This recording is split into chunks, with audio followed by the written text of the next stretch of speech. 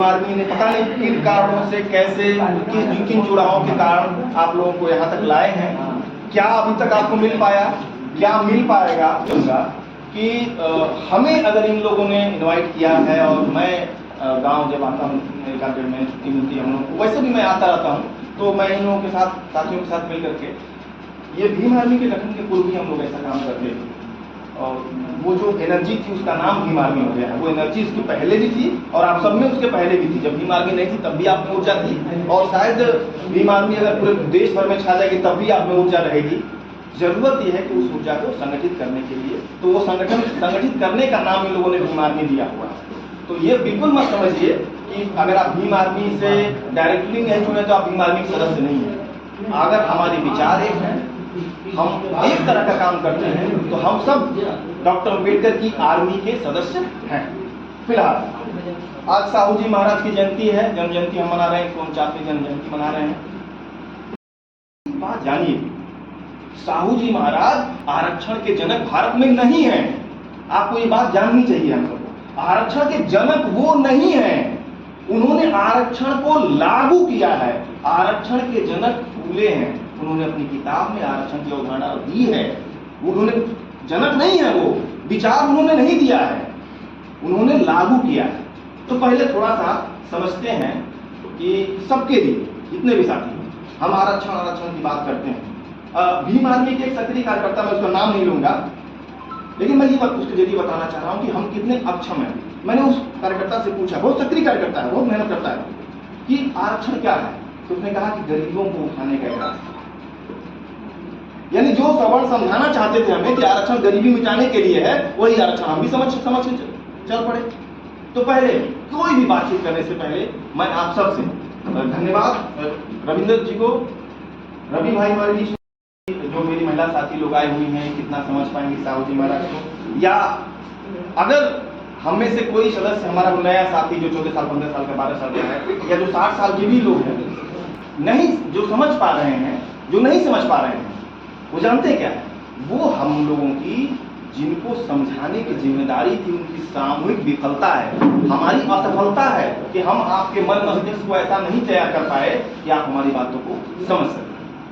क्योंकि यहाँ पर देखिए, बार बार जब हम संविधान की बात करते हैं तो ऐसे समझिए कि एक आदमी को अगर आप ये कह रहे हैं किसी को, सॉरी मैं मंच के सामने ऐसे खड़ा हूँ, माफ कीजिएगा मुझे, वहां से मैं चूंकि इसलिए नहीं बोलना चाहता था कि कनेक्टिविटी ठीक से नहीं होती, मैं चलते हुए थोड़ा सा काम करना चाहता हूँ। जब हम संविधान की बात करते हैं तो उसको ऐसे समझिए कि आप किसी बच्चे को, बालक को आप पहाड़ा सिखाना चाहते हैं। तो पहाड़ा जब सिखाना चाहेंगे किसी बच्चे बालक को, तो आप क्या चाहेंगे या क्या सोचेंगे आप कि उस बालक में पहले से गिनती उसे आती हो। लेकिन हमारे समाज को गिनती ही नहीं आती है और हम उसे संविधान बताने बैठे हैं। हमारे समाज को कुछ भी नहीं पता है संविधान के बारे में। शायद हम में से समाज के बहुत सारे लोगों ने संविधान को कभी देखा भी नहीं होगा कि वो एक्चुअली वो है क्या, कभी पलट के उसे नहीं देखा, और हम उसको बचाने की या उसके अनुच्छेदों पर बहस करते हैं। तो हम लोगों को अपने विचारों को या अपने व्यवहार को उस स्तर तक लेके जाना होगा कि जहां गिनती से हम उन्हें संविधान को समझा सकें। तो हम लोगों को अपने बोलने के तरीकों में भी, अपने कार्यक्रम के तरीकों में भी बदलाव करने होंगे, इस तरह से कि हमारा अंतिम, ये जो महिला साथी लोग बैठी हुई हैं, इन लोगों को भी समझ में आए। इन्हें क्या पता अनुच्छेद 340 क्या है, इन्हें क्या पता 370 क्या है, हम इन्हें नहीं समझा पाए। तो हम इन्हें बैठा के सामने बोलेंगे तो सोएंगे, तो हम कहेंगे कि आइए कार्यक्रम में सो रही है। हम लोगों की ये, तो हम लोगों को सोचना पड़ेगा भीम आर्मी के साथी के रूप में आरक्षण है क्या। एक कहानी सुनिए, कहानी में बड़ा मजा आता है। आज के 90 साल पहले आप सब जानते होंगे इतना तो कि भारत में अंग्रेजों का राज था। 90 साल पहले मान लीजिए कि ये जहां हम बैठे हुए हैं ये गांव है, कोई भी नाम अपनी मर्जी से आप इस गांव को नाम दे दीजिए, ये गांव है। इस गांव के विकास के लिए अंग्रेजों के समय, अंग्रेजों ने नहीं बल्कि जर्मनी की एक एजेंसी ने कहा कि मैं भारत के गोरखपुर जनपद, उत्तर प्रदेश के गोरखपुर जनपद के इस गांव का विकास करना चाहती हूं। वो कंपनी कह रही है, वो एनजीओ कह रही है। जैसे जानते हैं ना कि तमाम एनजीओ, विदेशी एनजीओ पैसा देते हैं कि आप ले जाइए अपने खर्च करिए। महाराजगंज जनपद में अगर आप देखेंगे तो पीजीएसएस करके, पूर्वांचल ग्रामीण सेवा संस्थान संगठन करके, वो ईसाइयों फिर बीच में काम करने का बहुत सारा वो उपक्रम करते हैं, तो वो एनजीओ पैसा देते हैं। इसी प्रकार की जर्मनी की मान लीजिए एक एनजीओ ने 5 करोड़ रुपया दिया कि हम फला गांव के विकास के लिए 5 करोड़ रुपए दे रहे हैं। उस कंपनी के, उस एनजीओ के कुछ लोग आए और उन्होंने 10 लोगों की एक कमेटी बनाई और उस कमेटी को वो 5 करोड़ रुपए कहे कि आप इसे 5 साल में खर्च कीजिए, 5 साल बाद हम देखने आएंगे, चेक करने आएंगे कि पैसा कहाँ खर्च हुआ, ठीक हुआ कि नहीं हुआ। उस कंपनी ने 5 करोड़ रुपए दे दिए और वो कंपनी के लोग चले गए। 5 साल बाद उस कंपनी के लोग फिर से आ रहे हैं यह चेक करने के लिए कि वो पैसा खर्च हुआ, गांव का विकास हुआ कि नहीं हुआ, वो देखने के लिए आ रहे हैं। तो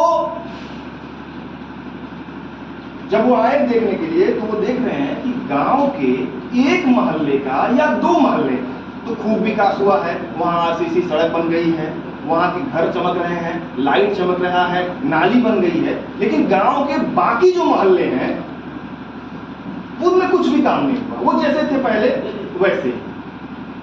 उन्होंने कहा ये कैसे, मतलब ये कैसे घट रहा है, ये क्या हो रहा है, ये तो बड़ा अजीब बात हो गई।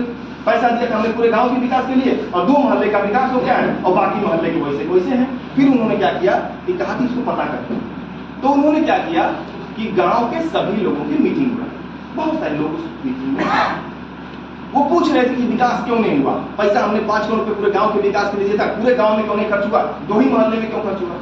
तो उसमें एक आदमी खड़ा, उस आदमी ने कहा, चाची सुनिएगा, उस आदमी ने कहा कि जो 10 लोगों की आप कमेटी बनाए थे कि 10 लोग पैसा खर्च करेंगे, वो कौन कौन लोग थे और कैसे आपने उनको चुना था कमेटी में जोड़ने के लिए, कैसे मैंने 10 लोग जो बनाए हैं आपने, कि क्या देखा था उनमें आपने इनको जोड़ लिया। तो कहे पढ़े लिखे ये 10 लोग थे, हमने उनको ले लिया, पढ़े लिखे यह 10 लोग थे तो हमने इनको ले लिया, 10 लोगों की कमेटी बना दिया। तो उस आदमी ने कहा कि भारत में तो पढ़ने लिखने का अधिकार ही जाति, ब्राह्मणों, ठाकुरों, सवर्णों के पास है। तो 10 के 10 लोग एक के मोहल्ले से आ गए और 10 के 10 सवर्ण थे, तो उन्होंने अपने मोहल्ले में सारा पैसा लगा लिया।